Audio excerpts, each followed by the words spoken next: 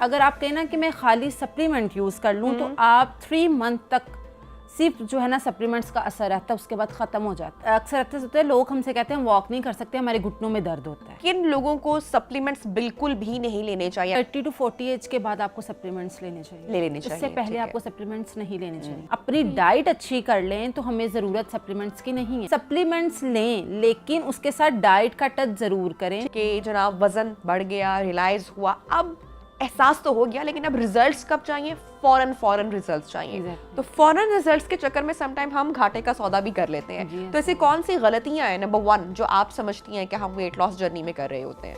Actually जब wait किसी का गेन होता है उससे होता है कि मेरे जो वेट है ना वो विद इन 15 डेज या विद इन 1 मंथ मैं रिकवर करना स्टार्ट कर दूं, जिसकी वजह से वो या मेडिसिन यूज़ करना स्टार्ट कर देंगे या सप्लीमेंट्स की तरफ जाना स्टार्ट कर देंगे। तो अगर हम पहले मेडिसिन की बात करें ना कि जब अगर हमने वज़न को कम करना है तो मेडिसिन जो लोग यूज़ करते हैं, तो मैं यही कहूँगी कि हमारा जो है ना मेटाबॉलिज्म उससे फास्ट होना चाहिए। आपका मेटाबॉलिज्म अगर फास्ट होगा तो एब्सोल्युटली आपका जो वेट है ना वो कम हो जाएगा। ठीक है। अब ये कि आप एक मिसाल यहाँ दूंगी, जैसे फॉर एग्जांपल ब्रायलर और देसी मुर्गी, इन दोनों में फ़र्क होता है। ठीक है।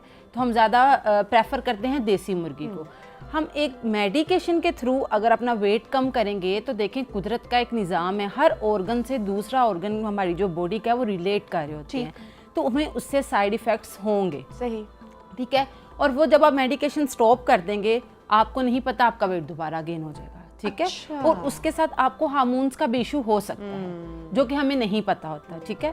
देखिए हमारे पास जो है 5 ग्रुप्स हैं डाइट के। ठीक है। हमारे पास फ्रूट्स हैं, वेजिटेबल्स हैं, फिर मीट प्रोडक्शन, मीट कहा जाता है ग्रुप, हमारे पास मिल्क है। ठीक है। फिर उसके बाद हमारे पास नट्स हैं। तो अगर हम इन सब चीज़ों को पोर्शन वाइज अपनी डाइट में ऐड करें डेली बेसिस पे तो हम लोग एक हेल्दी वे में अपना जो वेट है वो कम कर सकते हैं। अच्छा, आपके पास भी आई एम श्योर बहुत सारे जो क्लाइंट्स आते होंगे और वो ये खुद से डिमांड रखते हैं कि हमें कुछ सप्लीमेंट्स लेने चाहिए फॉर वेट लॉस, के क्विक हो जाए, जल्दी हो जाए, या डाइटिशियन या जो न्यूट्रिशनिस्ट हैं वो जब देखते हैं कि एक कोई शख्स बहुत ज़्यादा ओवरवेट है तो उसको वो रिकमेंड करते हैं, और कितनी देर के लिए, किन लोगों के लिए बेसिकली सप्लीमेंट्स जो हैं वो सेफ हैं, क्योंकि आई एम श्योर कि उसका कोई सही मेथड भी होगा ना यूज़ करने का।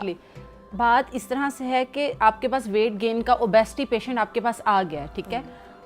सप्लीमेंट्स देने से पहले आप डायग्नोज कर लें कि इसकी बॉडी के अंदर किस विटामिन्स की, किस मिनरल की डेफिशिएंसी है। ठीक है। जब आप उसको टेस्ट रिकमेंड करेंगे, डायग्नोज कर लेंगे, फॉर एग्जांपल उसके अंदर विटामिन डी की डेफिशिएंसी है या विटामिन ए की डेफिशिएंसी है या कैल्शियम की डेफिशिएंसी है। अब तो एक अगर फॉर एग्जांपल एक पर्सन है उसकी 40 एज है। ठीक है। और उसका जो विटामिन डी है वो 35 पे है, यानी वो स्वेयर उसको डेफिशिएंसी है। अब अगर तो किसी को स्वेयर डेफिशिएंसी है तो हम क्या करेंगे, साथ उसको विटामिन डी का सप्लीमेंट देंगे लेकिन उसके साथ डाइट भी देंगे। जैसे विटामिन डी सफ़ेद तिल हैं उनके अंदर विटामिन डी है। ठीक है। योगर्ट है, वो भी हम दही भी डेली बेसिस पे यूज़ करते हैं, विटामिन डी की वो भी रिच अमाउंट उसके अंदर है, बहुत अच्छा सोर्स है। ठीक है।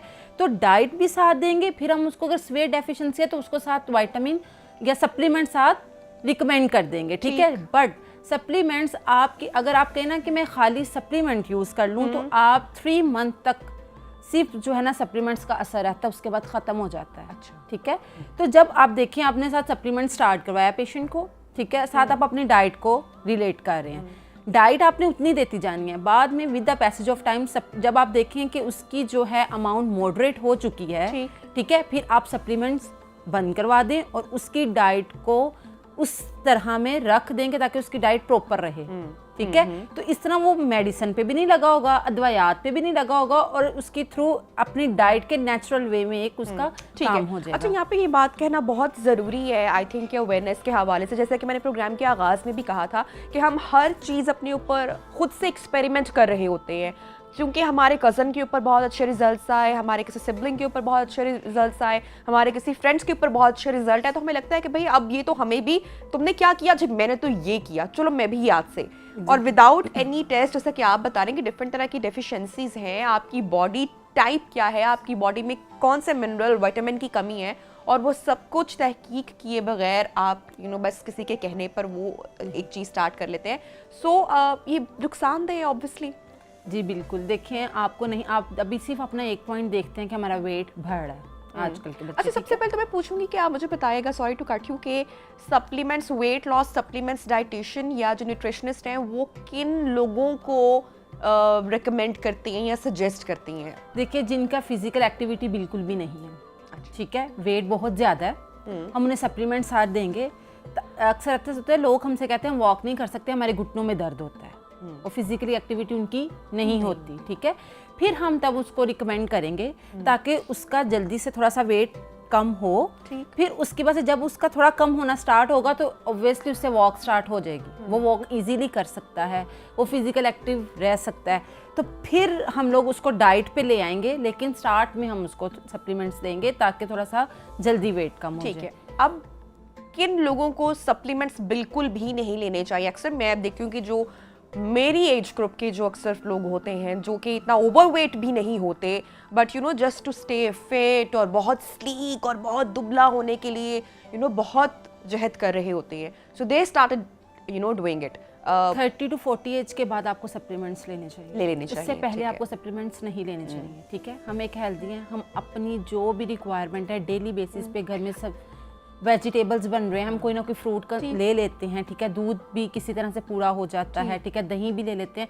तो इन चीज़ों से अगर हम हेल्दी वे में अपनी डाइट अच्छी कर लें तो हमें ज़रूरत सप्लीमेंट्स की नहीं है। ठीक है, अच्छा, ये रिकमेंड कौन करेगा? आपका जो एक्सपर्ट है, डाइटिशियन है, या जो भी आपका वेट लॉस जो भी आपका डॉक्टर है जिसे भी आप कंसल्ट कर रहे हो, ये वो आपको सजेस्ट करेंगे? और जो सप्लीमेंट्स होते हैं ये पोस्ट वर्कआउट या प्री वर्कआउट वो लोग जो एक्सरसाइज करते हैं उनके लिए ज़्यादातर है?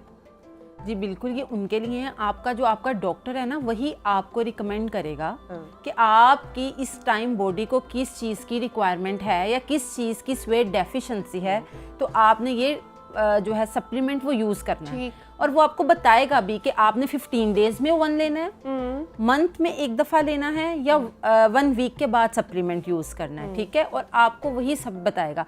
सप्लीमेंट्स लें, लेकिन उसके साथ डाइट का टच जरूर करें। ठीक है, और वो क्या है डॉक्टर साहिबा? सॉरी, डाइट का किस तरीके से वो कैसे मैनेज करनी है? जैसे आप सिर्फ ये नहीं है ना कि जो लोग सुन भी रहे हैं, जो लोग देख भी रहे हैं कि वो सिर्फ ये इस बात पे बिलीव रखें कि अब हम सप्लीमेंट्स ले लेते हैं और हम खाना पीना या एक्सरसाइज तो नहीं करें। सप्लीमेंट्स का असर सिर्फ 3 मंथ रहता है, मैंने पहले भी बताया, ठीक है, ठीक है।